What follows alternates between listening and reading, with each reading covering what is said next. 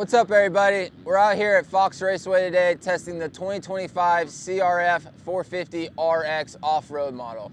Now, this is our third day on this machine. We went to Kaweah Creek and rode the trails out there. They have a bunch of trails out back of the track, so got some good feeling there. Also went to Glen Helen after a good rain, so got some muddier, slippier conditions. And now taking it to the track here at Fox Raceway to get a full comparison and feeling of how this model feels off-road and on the track. So let's start with what's new for 2025. Basically, it's an all-new frame. They increased rigidity for more stability and comfort, but it's still having great handling performance. They also did some updates to the subframe mounting point. They also have new fork features like new springs, triple clamps, outer fork tubes. They also did a little more rear shock spring reservoir and oil and seals on that as well. On top of that, they have updated linkage. It went to a one-piece rear linkage to help with a little more comfort in the rear. They also have new ECU settings. They have updated muffler and head pipe. So same stuff that the 250RX got, the 450 got as well. And just as similar as the 250RX, they have off-road specific features to this bike. We have a 2.1 gallon tank versus the 1.7 on the R model. We have an 18-inch rear wheel, side stands, hand guards, which I really love because some off-road models from some manufacturers don't come with hand guards, which I think they all should. So that's awesome. And more different updated ECU settings and specific suspension settings for this off-road model. So, and for that you have a MSRP of $99.99, so $10,000 compared to the CRF450R model that is $96.99. So only a $300 increase with your off-road features that you get, which I think is a great price for that. So let's get into what's the engine on this thing. This is a very powerful 450 engine, one of the strongest powers in my opinion, but has great torque feeling, but it's not too strong of power like the YZ where it's just too much power overall. They did a great job of making this a linear power character, but still giving us some strong torque and good power overall. So for me, I really like this bike on the track. The power is very easy to control. It's strong enough to clear jumps, and it has great overall throttle to rear wheel connection. And for me, it's just maybe a little too aggressive with the standard map on the tighter, rockier sections and the slow speed sections, because you have such great small throttle response that it can be a little difficult to control through some of the tighter stuff. But with that, you have 3 different maps to choose from. Standard map is is map 1, map 2 is a smooth map, and map 3 is aggressive. So for me, especially on the off-road sections, I rode the smoother map just because it was a little more slower revving and easier to control the engine overall.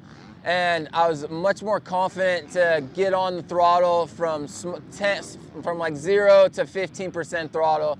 It was a little smoother, easier to control, and didn't want to get away from me in like the rockier sections. So overall, I love how that bike feels with the smooth character. You also get 3 different traction control mappings that you can switch on the map switch as well. So for me, I could really tell a difference on these when I was out at Glen Helen.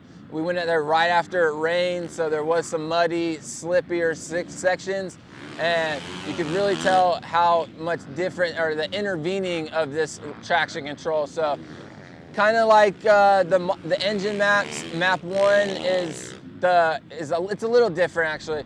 Map 1 on the traction control is the least intervening, so just a little bit of traction control. Map 2 is a little more, and then map 3 is the most aggressive, so it gives you the quickest and most assertive intervening of the traction control.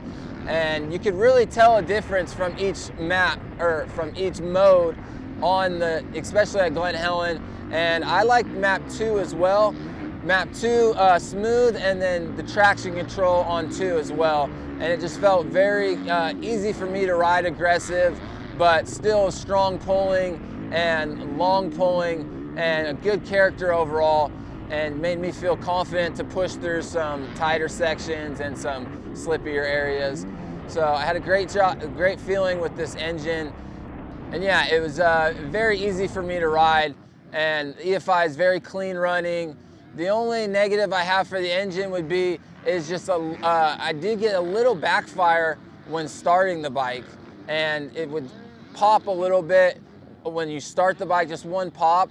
And then once I'm riding for a bit and it's a little hot and sitting on the trail, I stop in gear and then try to start it in gear on the machine. It did have a little more cranking. It wasn't as consistent as I would like. So that's my only really negative for the engine. But overall, this is a strong engine power character that also is very easy to control and smooth when you go through the mapping.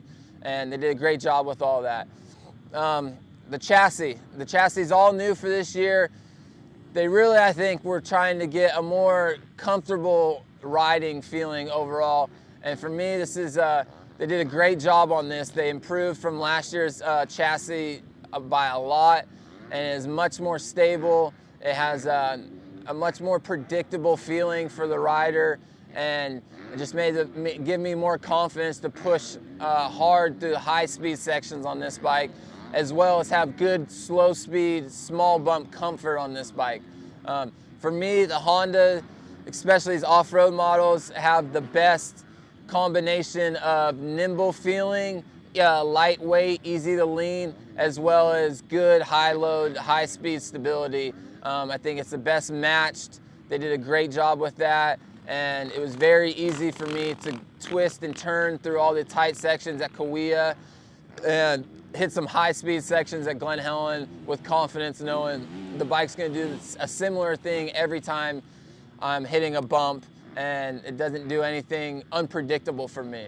So yeah, chassis is great. They also updated suspension settings to go along with the off-road model. So they went with a little more softer feeling overall.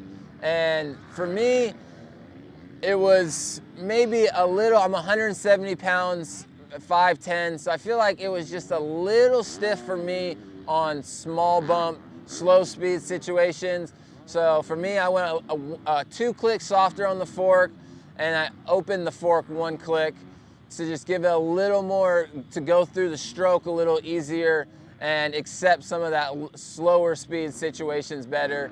I also went a 1/4 turn out on high speed, just to give it a little more accepting exiting corners, and made it a little more easier for me to come out area 3 and pop over some stuff, where before I felt like it was just a little tough mid to end stroke and wasn't going all the way through the stroke.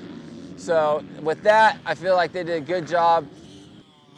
And yeah, it was easy for me to feel the level ride attitude. Under braking, it didn't. I didn't have any pitching. It didn't get deep in the fork, and then hard acceleration.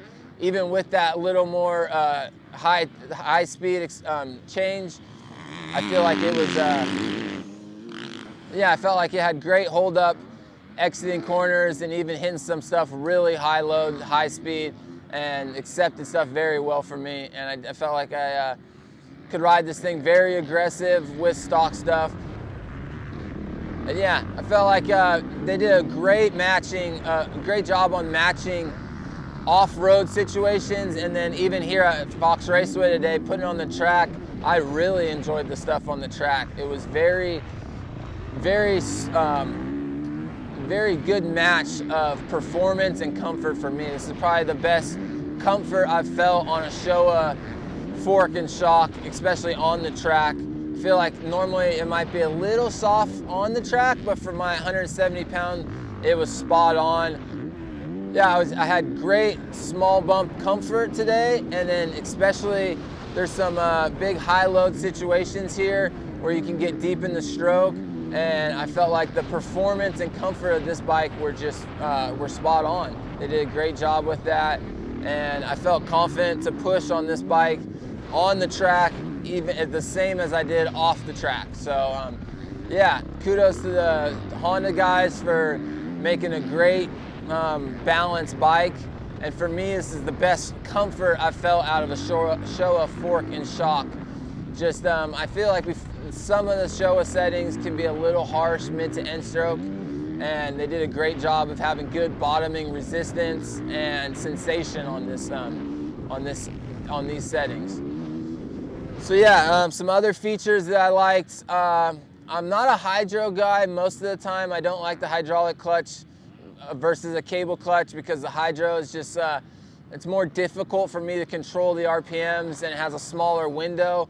But I did appreciate this at Glen Helen when it was muddy, and I was really using the clutch a lot in situations and I didn't have to adjust it at all. And it has a great light lever pressure that felt easy for me to pull, and it still was not too bad for me in the window of engagement. I felt like this is one of the better hydro clutches out there versus some other models, and I felt like I could accept how this feels. Yeah, it wasn't, I felt like, yeah, you know, I really don't need a cable right now. So good job on that.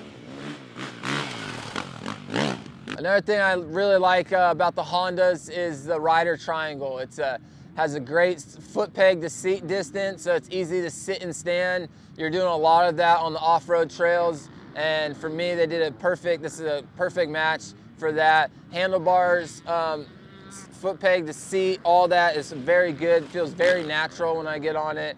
So I always feel very comfortable getting on the Honda, and I think a lot of other manufacturers are striving to get that rider triangle that Honda has. I did have a couple complaints with this model, very small, but the 2.1 gallon tank does make it more wide at the shrouds, and when you're seated up forward on the machine in the corner, you could feel a little bit of difference versus the standard model. It does feel a little wider, and it does, with the full tank, give you a little more front weight bias versus the standard model. And these AT81 tires are a little, especially the front one for me, is just a little unpredictable in some situations, mainly at Glen Helen where we had some good dirt underneath, but some slippery on top and a little muddy.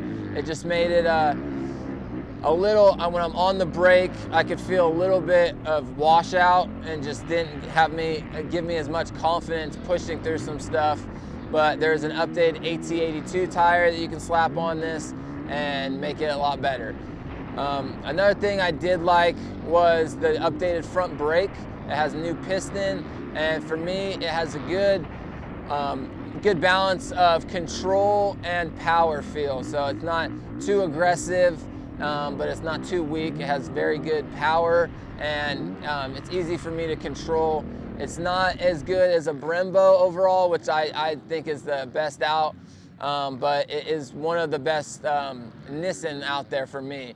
And yeah, it is, overall, it's a great bike. This is a bike that's won a lot of off-road races in the past, and it's obvious why a lot of teams choose to race this model. And I think it's a very fun bike overall to not have to do much to if I want to hit the track or go on the trails. Maybe a couple clicks here, a couple clicks there, and you're pretty much dialed overall. So yeah, had a great time riding 3 different tracks or different areas on this model to really get a full evaluation of how it feels, as it is somewhat of a motocross / off-road model. And so yeah, I think it's a very balanced motorcycle overall that is easy to go ride off-road, and then you can also go to the track, do a couple clicks, and yeah, you're set to go. So kudos to all the Honda guys for all the testing and development on this model. Putting out 6 models in 1 year that are updated is a lot of work, and I think they did a great job with this bike. It's obvious why a lot of teams choose this model and race the GNCC, NGPC, and all the other off-road races out there and do a lot of winning on this bike. It's a good balance for off-road situations as well as track stuff. So I had a blast on this model, going from 3 different places to truly get a good evaluation of this machine. And yeah, I had a great time. It was a fun 3 days, and I felt very confident on this bike after 3 days of riding it. Felt very comfortable, didn't have to do much adjustment, and overall, yeah, I was very happy with this machine. So if you have any comments or questions on this bike, please leave them in the comment section below. And if you like this content, please like, subscribe, and we'll see you on the next video.